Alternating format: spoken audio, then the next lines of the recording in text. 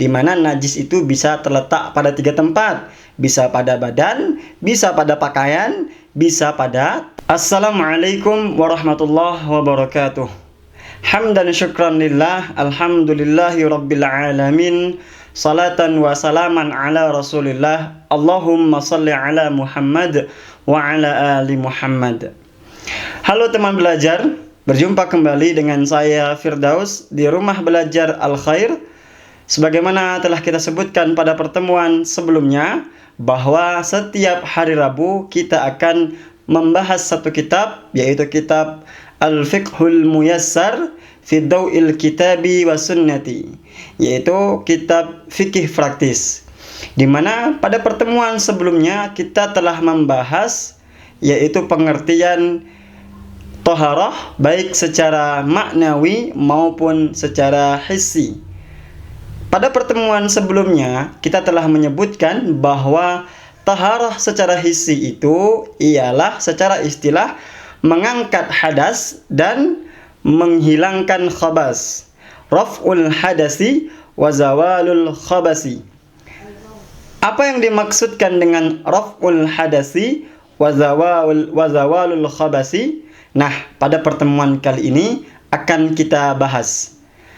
Sebelumnya, bagi yang belum subscribe channel Rumah Belajar Al-Khair, silahkan di-subscribe terlebih dahulu. Baik, dalam kitab ini disebutkan wal muradu birtifa'il hadasi izalatul wasfi al-mani'i minas salati bisti'malil ma'i fi jami'il badani in kana al-hadatsu akbar. Yang dimaksudkan dengan mengangkat hadas adalah izalatul wasfi al-mani'i minas salati.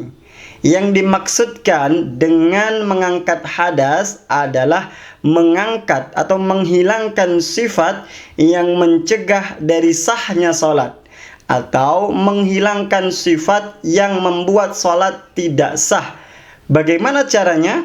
Pertama, bisti'malil ma'i fi jami'il badani in kana al-hadatsu akbar.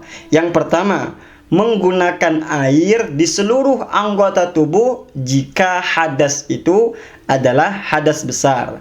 Maksudnya, yang pertama dengan mandi apabila kita hadasnya berhadas besar. Yang kedua, wa in kana al-hadatsu asghara yakfi mururuhu ala a'dha'il wudu'i biniyatin. Yang kedua, jika kita hadasnya hadas kecil atau berhadas kecil, maka cukup dengan melewati air pada anggota-anggota wudu dengan niat. Maksudnya cukup dengan berwudu saja. Lalu wa in faqadal ma'u aw ajaza anhu ustumila ma yanubu anhu wa huwa turabu ala sifatil ma'muri biha syar'an wa sayati dzikruha insyaallah fi babit tayammumi.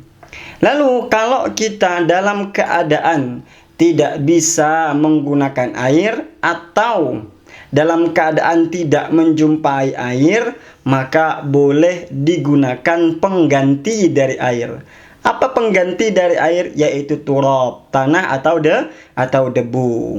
Bagaimana? Ala sifatil ma'muri biha syar'an, dengan cara-cara yang sudah diatur oleh syariat. Dan ini akan dijelaskan fi babit tayamum, akan dijelaskan secara detail pada bab tayamum pada pertemuan-pertemuan berikutnya insyaallah. Nah, itu yang dimaksud dengan mengangkat hadas. Jadi hadas itu sifat yang ada pada badan kita yang menyebabkan sholat tidak sah apabila masih ada hadas yang melekat pada badan kita. Yang kedua, apa yang dimaksudkan dengan zawalul khabasi? Disebutkan dalam kitab ini, wal muradu bizawalil khabasi ay zawalun najasati minal badani was-saubi wal makani. Yang dimaksudkan dengan menghilangkan khabas adalah menghilangkan najis yang terletak di badan di pakaian, dan juga di tempat kita melaksanakan sholat.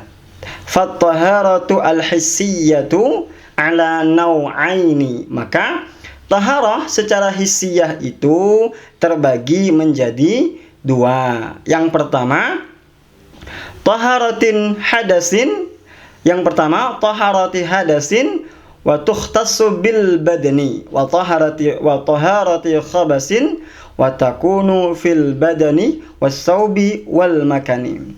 Jadi taharah secara hissi itu terbagi dua. Yang pertama, taharah hadas, mensucikan hadas, membersihkan diri dari hadas yang dikhususkan atau hanya ada pada badan. Yang kedua, taharah khabas, mensucikan diri dari khabas atau menghilangkan najis, di mana najis itu bisa terletak pada 3 tempat, bisa pada badan, bisa pada pakaian, bisa pada tempat. Nah, inilah bedanya hadas dan bedanya khabas. Kalau hadas itu adalah sifat, yang namanya sifat hanya ada pada badan yang hendak melaksanakan sholat. Sedangkan khabas adalah najis. Najis yang terlihat, yang berbentuk, yang bisa diketahui. Dia ada pada badan, bisa ada pada pakaian, dan bisa ada pada tempat. Wal hadatsu ala nau'aini. Hadasi asghar wa huwa yajibu bihil wudu wa hadasi akbar wa huwa ma yajibu bihi al-ghuslu. Dan hadas itu terbagi lagi menjadi dua, yaitu hadas kecil yang cara menghilangkannya dengan berwudu, dan hadas besar yang cara menghilangkannya dengan mandi besar. Wal khabasu ala salasati anwa'in. Dan sedangkan khabas itu ada 3. Yang pertama, khabasu yajibu ghusluhu, khabas yang dihilangkan dengan cara mencuci, membersihkannya. Yang kedua, khabasu yajibu nathuhu, khabas yang cara menghilangkannya dengan memercikkan. Wa khabasu yajibu mashuhu, dan khabas yang cara menghilangkannya cukup dengan diusap saja. Nah, jadi hadas itu sifat yang ada pada badan, yang kalau masih ada maka sholat tidak sah dilaksanakan. Hadas terbagi dua, yaitu hadas besar dan hadas kecil. Hadas besar dihilangkan dengan mandi besar, hadas kecil dihilangkan dengan wudu atau diganti dengan tayamum. Sedangkan khabas adalah najis yang ada. Nah, najis itu bisa ada pada badan, bisa ada pada pakaian, bisa ada pada tempat kita melaksanakan sholat. Nah, menghilangkannya dengan 3 cara. Ada yang dengan cara mencuci, ada dengan cara memercikkan, dan ada dengan cara mengusap. Itulah sekelumit hal tentang hadas dan khabas. Semoga bisa dimengerti. Sekian dulu perjumpaan kita pada kali ini. Pada pertemuan berikutnya kita akan membahas bagaimana dan dengan apa kita menghilangkan hadas dan khabas itu, atau alat yang bisa digunakan untuk menghilangkan hadas dan menghilangkan khabas. InsyaAllah pada pertemuan berikutnya. Baik, sekian yang dapat kami sampaikan. Lebih dan kurang kami mohon maaf. Jangan lupa untuk subscribe channel Rumah Belajar Al-Khair, like dan share agar manfaatnya menebar lebih luas. Usikum wa nafsi bittaqullah. Assalamualaikum warahmatullahi wabarakatuh.